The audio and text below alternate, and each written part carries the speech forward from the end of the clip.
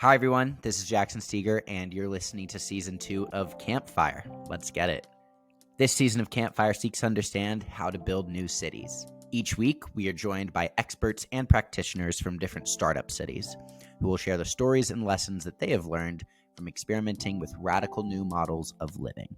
Cabin is building its own network city, which you can learn more about by visiting creatorcabins.com or by following us at Creator Cabins. Today's guest is Carly Jackson, Director of Development for the Seasteading Institute.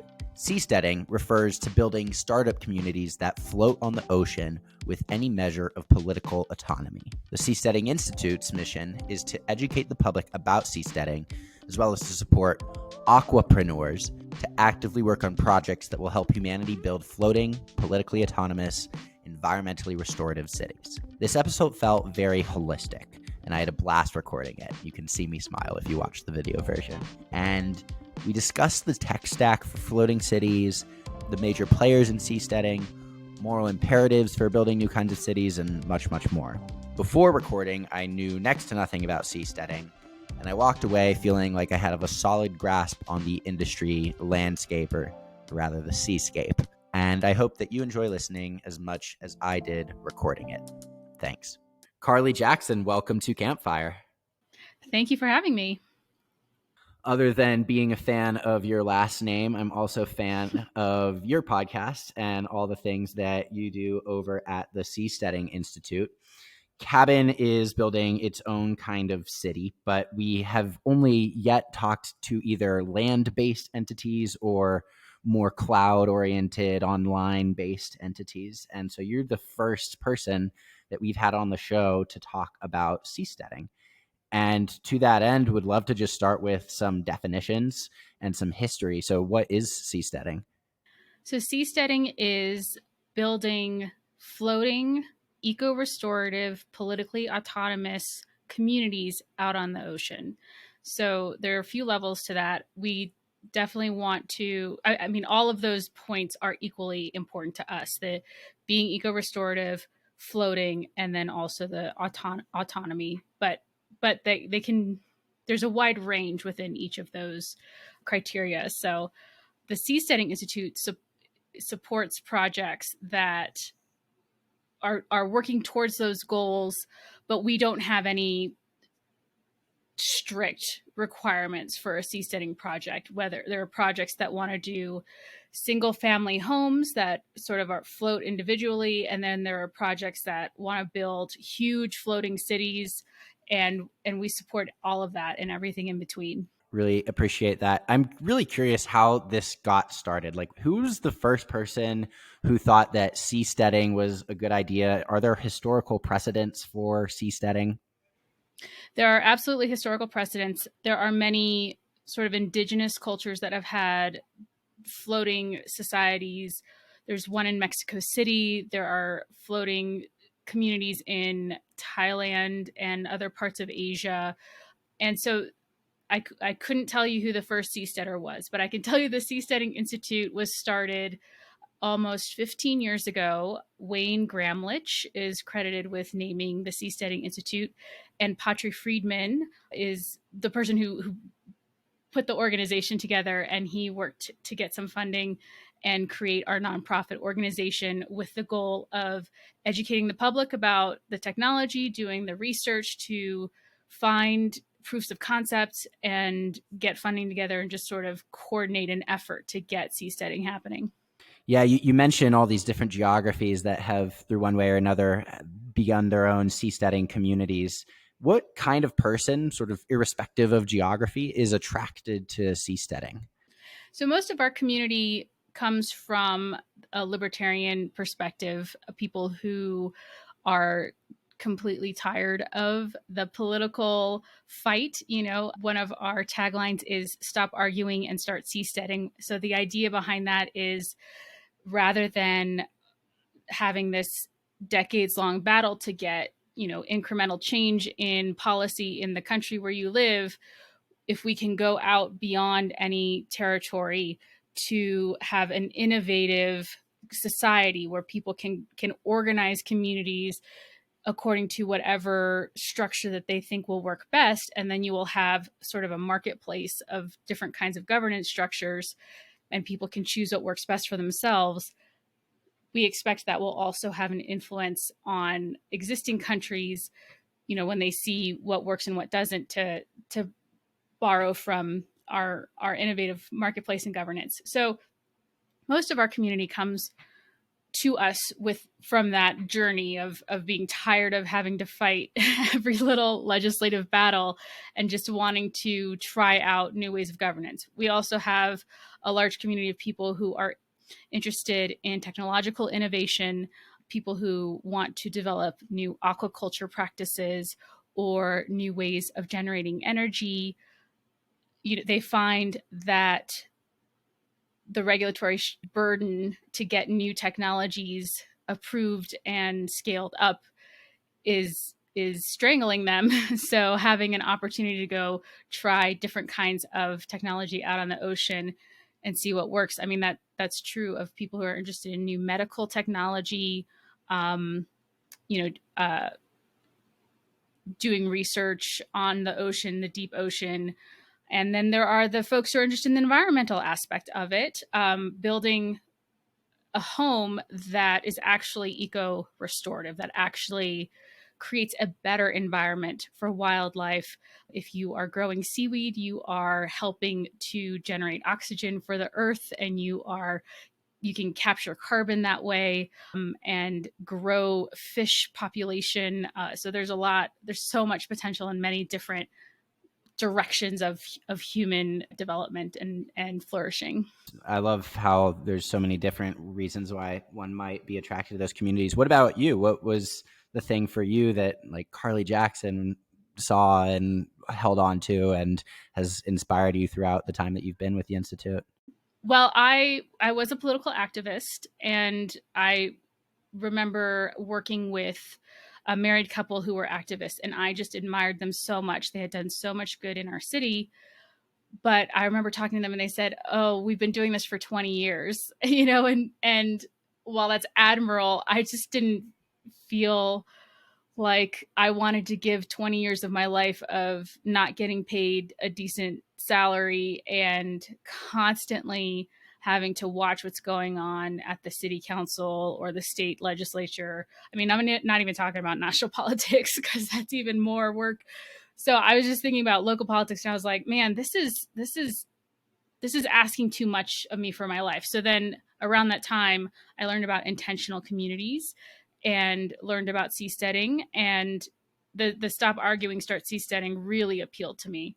I'm also a fan of science fiction and have been my whole life. And so you see these beautiful renderings of what future floating cities could look like. And the opportunity to work with scientists and engineers who are making those things reality was really cool too. I love talking to the engineers because they can't, well, I don't know if this is an okay thing to say. They can't bullshit you, basically. Engineers, you have to deal with physics, and physics does not bend to will or rhetoric. It's physics. And I love that part of my job too. Yeah, that's let's go down that sci-fi rabbit hole for a second. Like, are there in these like renderings you've seen or in stories that you might have read? I guess I'm curious, like which kinds of stories were these inspiring things to you? But then also in your conversations with some of these engineers and physicists, what if anything has surprised you that like is possible and is like a really cool tech component to how seasteading works that is in line with how maybe sci-fi authors have imagined it in years past? Yes, I mean, most of the science fiction that I can think of is space travel, right? And so, as a side note, I'm actually launching a novelist program to encourage people to write novels about seasteading, just to sort of build the public imagination around the whole idea, because we have a lot of science fiction about space. We don't have a lot about seasteading. So I'm working on that too. So with seasteading, one of the things that surprised me was learning about ocean thermal energy conversion, OTEC, we call it OTEC. And there are a few chapters about it in the seasteading book. And it's a way of generating energy by pumping cold water from down below into a turbine. It reacts with the warm water at the surface and turns the turbine to generate energy. And the one of the, well, in other terms, you would call it like a waste product. One of the waste products is fresh water. So it's super clean. And also you can bring up, most of the ocean is a desert because you have nutrients sink far below where sunlight can reach, and living creatures have to have access to sunlight. Plankton has to have access to sunlight. So if you're pumping up cold water, you can also pump up those nutrients that can feed surface level plankton, which then feeds algae and feeds fish. So you can also farm seaweed and fish by generating energy. And there's a very high startup cost for OTEC, but once it's started, it's a very low cost form of energy generation.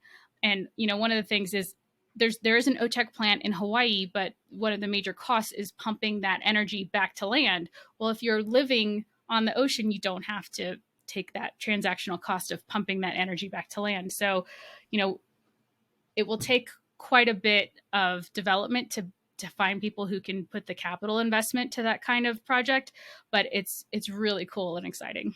Yeah, that's awesome. And I think I'll have some more OTEC questions in a bit, but want to help still just better understand the landscape first.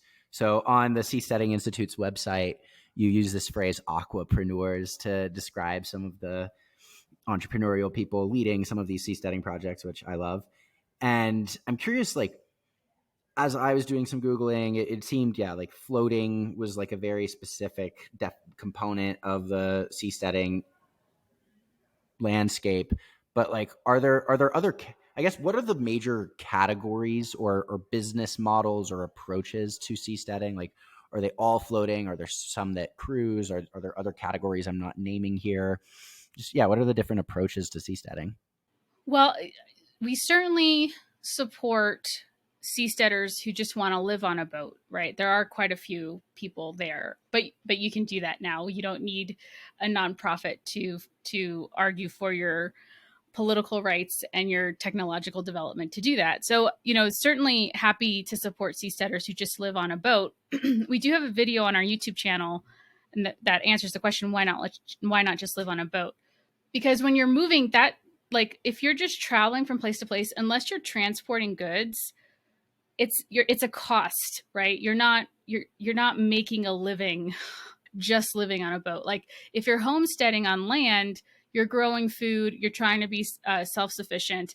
But if you're on a boat moving, I don't see a lot of pathways for being self-sufficient. You have to already be economically self-sufficient. So when you're stable in one place on a seastead, you can have a farm on the ocean just like you would on land, and you can trade, and you like, so that's kind of why we lean towards floating and not sailing, because the economic development happens when you can stay in one place and actually develop at your location, basically. Did that answer your Gotcha. question? That's super helpful. Yeah, well, yes and no. Like, I have more related questions, but like, it does answer the, like, why is floating so key to the definition? And I want to come back to, well, I'll just do it now, actually. Like, so within floating, you mentioned having these like self-sufficient economies.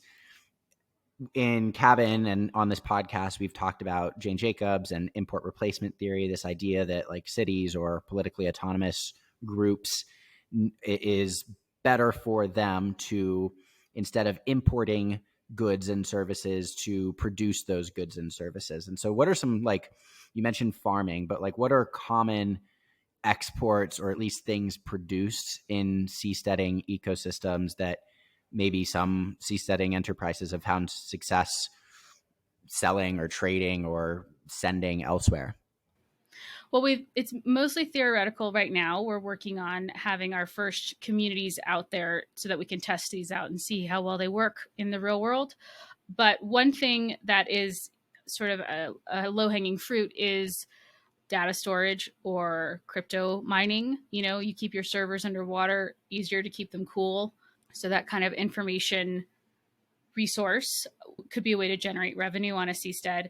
Farming could be huge. Fish farming and seaweed farming. So we'd like to see seaweed become more of a commodity. I mean, it is already. It's a growing sector of our consumer economy. Like there's seaweed in cosmetics, in food, and so we'd like to see Americans especially eating more seaweed to grow that sort of market and demand for it. But yeah, growing seaweed, kelp is extremely fast growing.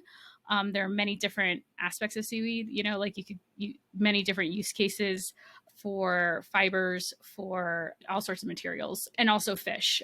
One of the favorite people I've interviewed on my podcast is Neil Sims, who has a new kind of fish farm that's like a floating cage, and it sort of removes all of the negative externalities of fish farms. So if fish farms tend to collect a lot of waste, you have your fish closely packed together, so parasites can spread more easily and other diseases.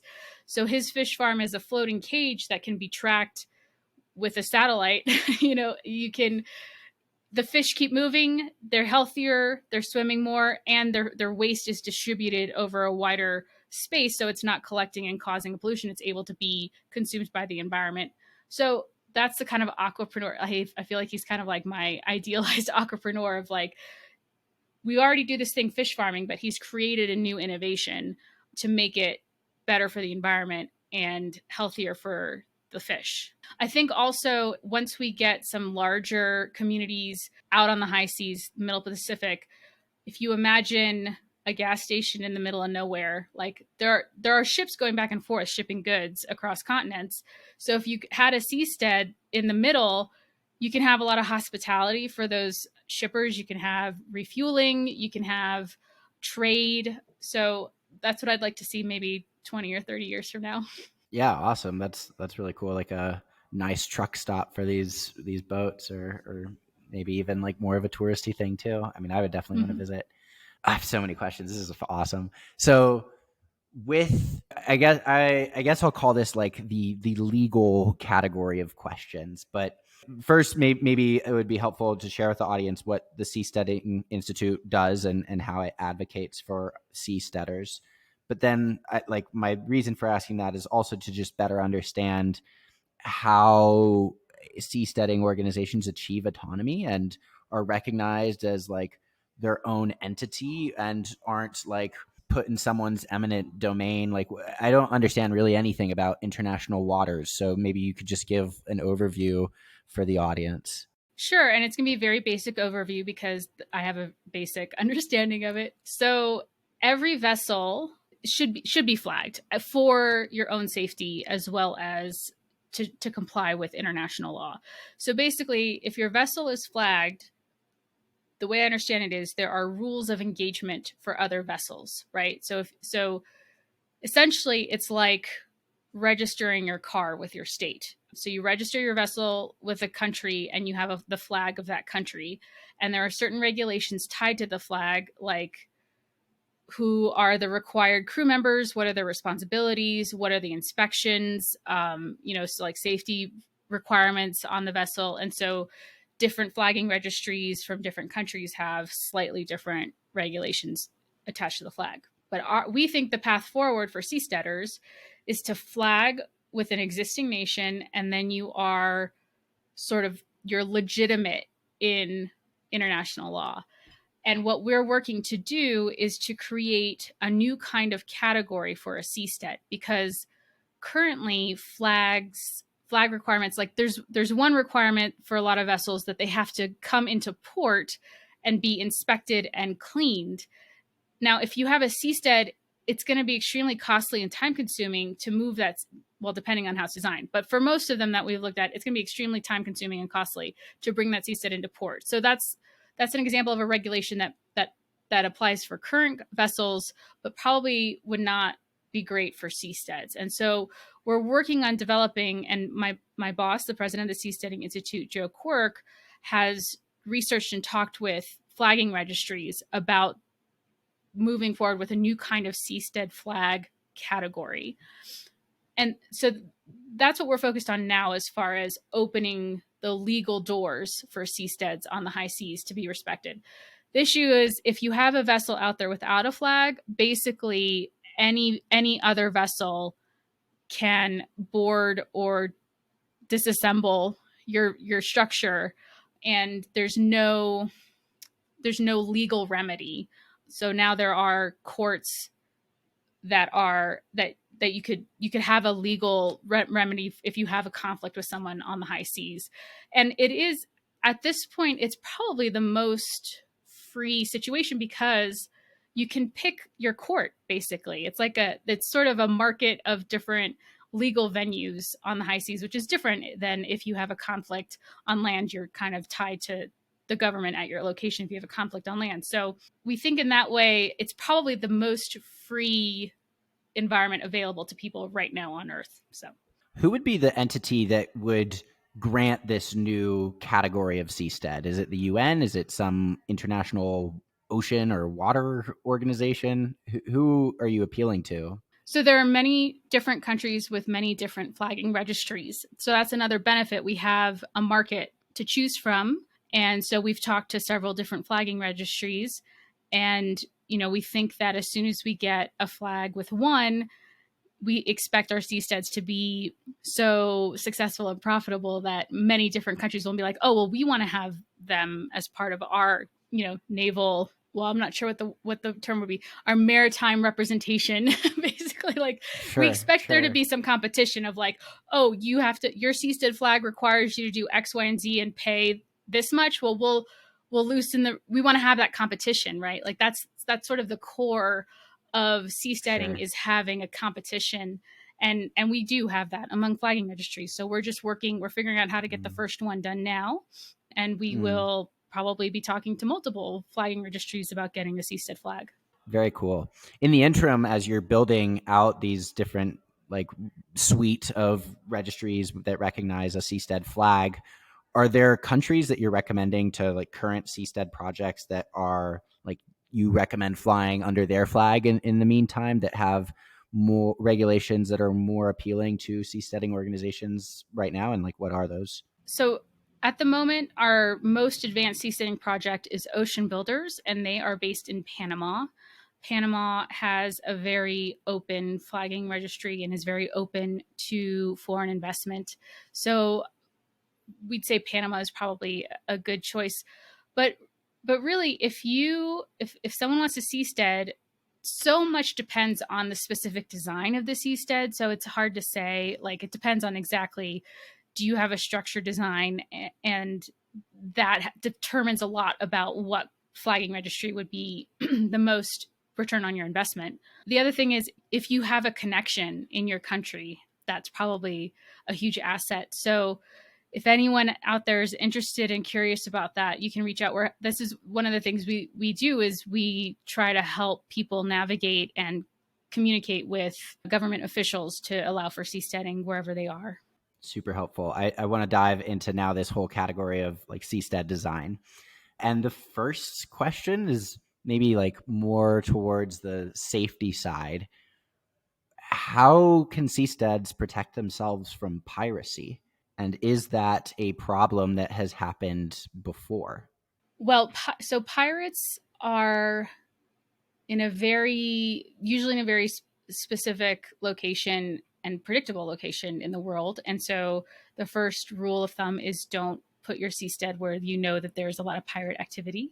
We have a video on our website that says, what about pirates? So we kind of address it there. I also have a podcast interview with Dale Brown of the Threat Management in Detroit.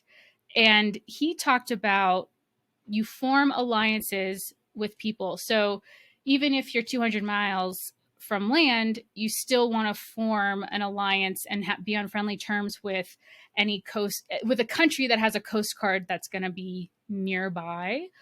Peaceful trade, peaceful allies, that will protect you from invaders. There's a lot of things that need to be tested.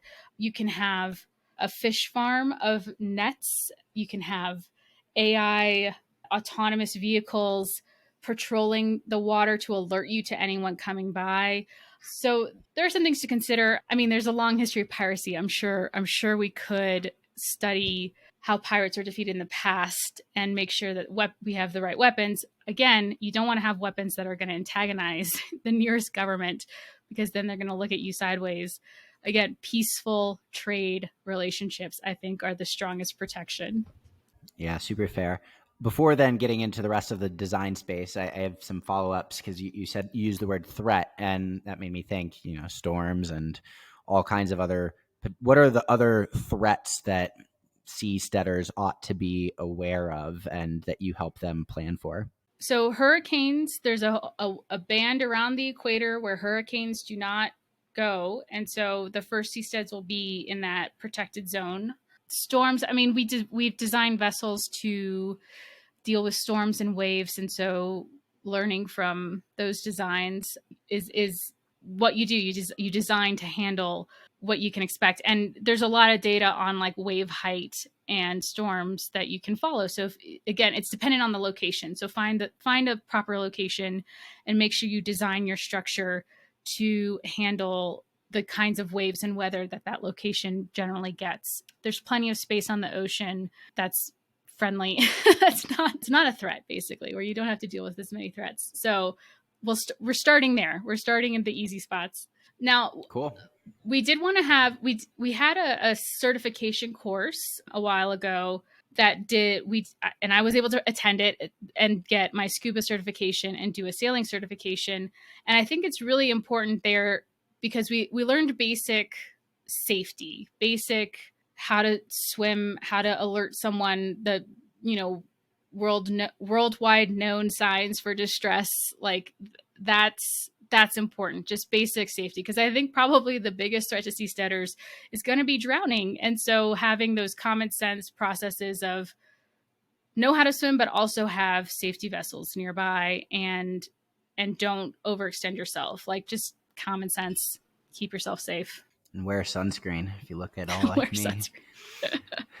That's helpful. Thanks. Now I want to go into design. So when I imagine seasteading, before having done the Googling I did for this show, I was kind of picturing like Settlers of Catan-esque, like different hexagonal structures paired together and sort of laid out geometrically.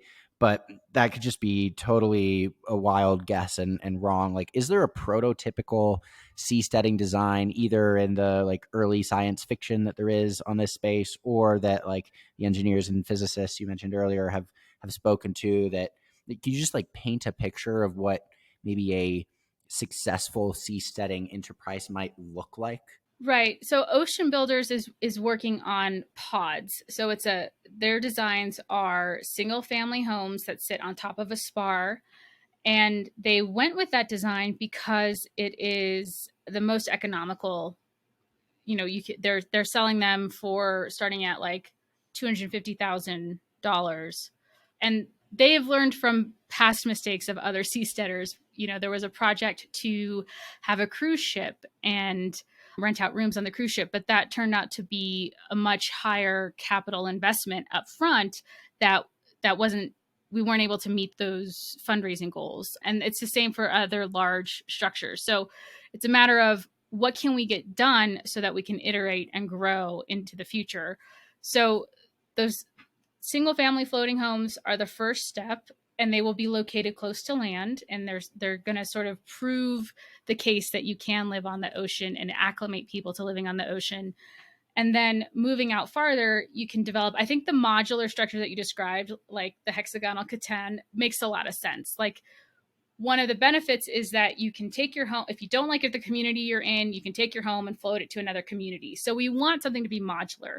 The other thing that's really cool is like, what if you need to reorganize your city, right? Like what if you decide that your fish farm being here is influencing the seaweed farm there, and maybe just like separate the modules and move them so that they're not interfering with each other, like that's going to be really useful. So the modular approach is I think probably going to be the most popular approach. I mean, there are also the benefit of having a very large structure is that you decrease, if you have it large and spread out, you decrease the amount that waves can disrupt you.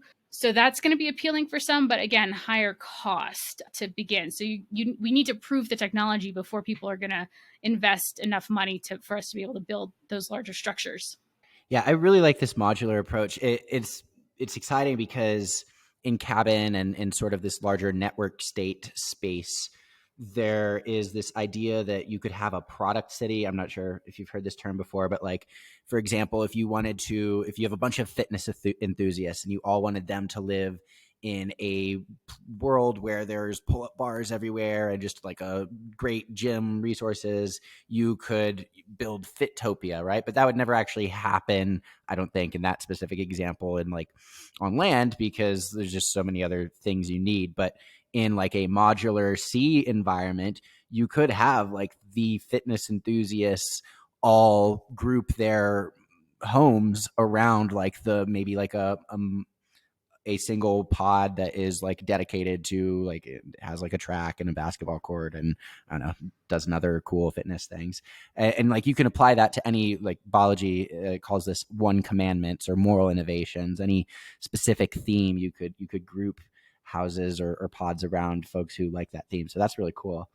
I want to tie this design piece into what you're saying earlier about OTech and just try to best understand like what is the full tech stack of seasteading, and maybe Ocean Builders is the best example, but like maybe there are other entities that like all have the similar things. Like what are like the 3 to 5 core technologies that seasteaders must have in place in order to be successful? Ooh, okay.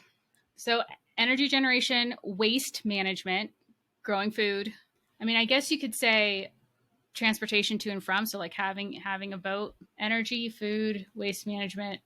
I mean, I don't think I can even get to 5. I think those are the crucial things. Sure. Cool. Well, thanks for that. I also want to like, in a maybe again, Ocean Builders is the best example, but like how many people are going to live in a typical seasteading project? How large of a community are we talking about? Maybe both now, but then also like trying to get your understanding for like how many people period live in seasteading communities like 15 years from now. Yeah, I think at first we'll have small communities, maybe 20 to 30 families. I'd like to see 15 years from now, I'd love to see 100 people living in a community. And then ideally, we want like real full size cities, 100,000 people, 200,000 people, a million people. I mean, I haven't really thought that through, but I think it's possible to eventually have a million person floating city. There's a lot of space out there. Yeah, I can imagine. Cool. Well, as we approach close, one sort of last question on the Institute's website. You write about the 8 great moral imperatives of seasteading. Could you just share what those are for the audience and maybe for each one, just like how seasteading helps to accelerate or fix the solutions to the particular problems that the imperatives include? Yes. So seasteading is a word that we made up, and I think it's so important that we include not just the goal and our desires for seasteading, but also with the definition of the word, a culture around seasteading. Right? We want a specific culture, and Mm-hmm. that's what the 8 great moral imperatives is about. Okay, so the first one on our website is enrich the poor. So opening up a space where people can innovate in technology and innovate in governance structures will create an environment where people can set their own tone for how they make a living, and will have different methods available to make a living, and entrepreneurship in particular. So that's our first moral imperative, that we want an environment where people are free, and part of that is having clear and consistent rule of law. Now, we will not be telling seasteaders how to organize their communities, but again, as the culture of seasteading supports clear and consistent rule of law, because we've seen in the past when you bring rule of law into a space, you see development and enrichment. And so that's part of what we want for our seasteading future. Cure the sick. I mentioned before, having freedom from certain regulations will allow for innovation in medical technology. I have a podcast interview with Dr. Mary Ruwart, and she talks a lot about that, about what sort of regulations have stifled innovation in the medical field. And so we want to have seasteads where people are testing new pharmaceuticals, new treatments without being stuck in old regulatory structures. Feed the hungry. There's so much potential to grow fish stocks and grow seaweed, which can, I mean, even if humans aren't eating seaweed directly, putting that into our food supply will then just support the rest of our food supply. And when you're growing food on the ocean, you're not using up fresh water. I think it's obvious once it's pointed out, but it took me a while to like think about this. You don't need pesticides. You don't need to use fresh water. These are the things that are causing food insecurity and causing pollution on land with agriculture. And so providing a new way to grow food without those externalities. Clean the atmosphere. The ocean is the Earth's lung. We've seen acidification of the ocean, which means the carbon dioxide in our air is being absorbed by the ocean. Having sustainable aquaculture and using OTEC and having people on the ocean actively working to improve the quality of the ocean, improve life, that then has an effect on the atmosphere as well. Restore the oceans. I think that I've already talked about that, about finding new ways to grow food that are environmentally restorative. Not just, our goal is not sustainability, it's restoring the environment and live in balance with nature. So I look at the live in balance with nature on our website, and there's an image from one of our partners, Delta Sync, where they propose a city that floats in a delta that cleans up anything that's being washed from the land, which most of that is excess fertilizer from agriculture, gets washed through the rivers into the delta, creates algae blooms, which are toxic and deadly for a lot of sea life. If you have a floating city there that is using those nutrients to grow food that we want and can use, then you're creating a balance, or rather correcting an imbalance with human grown food and human grown problems, and trying to correct that balance by then collecting what are pollutants, making them into useful nutrients. Power the world, finding new ways to generate energy so that we're not relying on fossil fuels. On the ocean, we can use solar, wind energy, wave energy, and we talked a little bit about OTEC. And live in peace. So the idea of having innovative governance, a marketplace where people can create new forms of governance and see what works, so ideally we won't have people fighting over limited resources. I feel a little naive saying that, but there's, at least for the first few decades, there's so many resources out on the ocean that having the freedom to just pick up your home and move will resolve a lot of conflict, or avoid a lot of conflict, right? You won't be fighting over keeping what you've grown for yourself. It's yours and you can take it with you. And so we think that will create a more peaceful way of being. And then having people who are out there who don't have allegiances to existing land-based governance, but have an allegiance to finding their own, what works best for themselves, changes a perception of what government is for. If you change the perception that government is to provide certain services to the citizens, then we expect a real shift in our culture.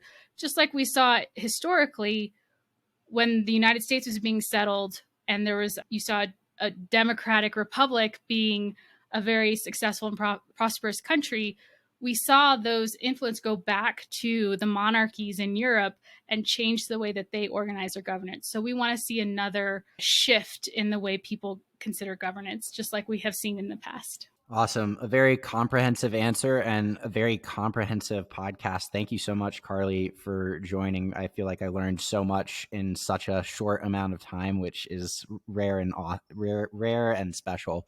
Where can listeners go to find more, both about the podcast you host, Seasteading Today, but also Seasteading more broadly? What's your call to action to the listeners? So visit our website, seasteading.org. So that's like homesteading, but on the ocean. seasteading.org. And if you go to our news, you'll find different categories for podcasts, for videos. There's an FAQ. It's very comprehensive with links to videos. And you can subscribe to our email newsletter. And we have a lot of social media, which you can find if you go to our homepage and scroll down, you'll find all of our social media: Facebook, Twitter, Instagram, Telegram, Discord, Odyssey. So whichever one works for you, you can find us on that social media channel and engage with us, ask us questions. And yeah, thank you so much for having me. And I hope we'll be able to connect in the future and grow both our communities. Yeah, I can't wait to see maybe some ocean-based neighborhoods as part of the cabin network city. Thanks again, Carly. Thanks.